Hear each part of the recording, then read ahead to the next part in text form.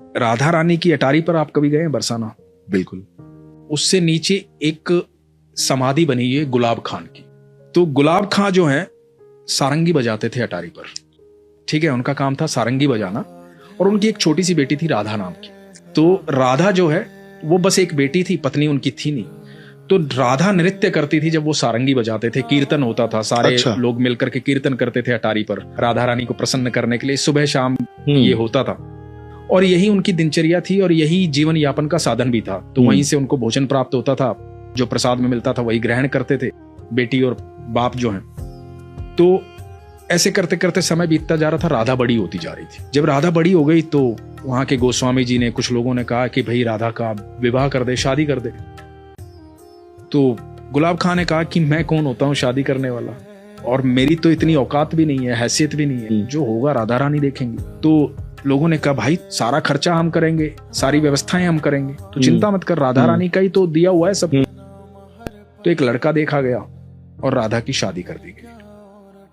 अब जब राधा की शादी हो गई तो गुलाब खां से ये जो वियोग था ना, ये सहन नहीं हुआ। अब जो बेटी सुबह शाम उसके साथ रहती थी, सारंगी बजाता था, नृत्य करती थी, हर समय बाबा बाबा बाबा बाबा, वो सुन नहीं पा रहा था, वो बाबा बाबा रोता रहता था उसकी याद में।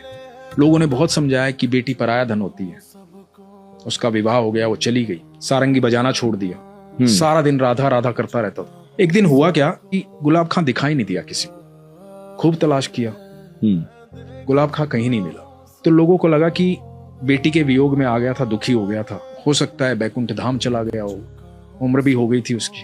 तो लोगों ने एक समाधि बनवा दी गुलाब खां की याद में बरसाना में। एक दिन गोस्वामी जी अटारी से नीचे आ रहे थे, महल से नीचे आ रहे थे, राधा रानी के महल से। तो गोस्वामी जी को आवाज सुनाई दी पीछे से कि गोस्वामी जी राधे राधे।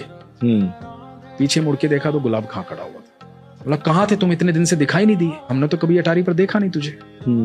तो बोले नहीं, एक दिन क्या हुआ कि मैं रात को, उस दिन रात को सब लोग चले गए थे, मैं यहाँ रो रहा था, राधा राधा चिल्ला रहा था। एक छोटी सी बच्ची आई और बोली बाबा सारंगी नहीं बजाओगे, सारंगी नहीं बजाओगे तो मैं नृत्य कैसे करूंगी। तो मैंने सारंगी बजाई, वो मेरे को अंदर लेकर चली गई महल के, और महल में वहां ठाकुर जी थे, राधा रानी थी और रास हो रहा था।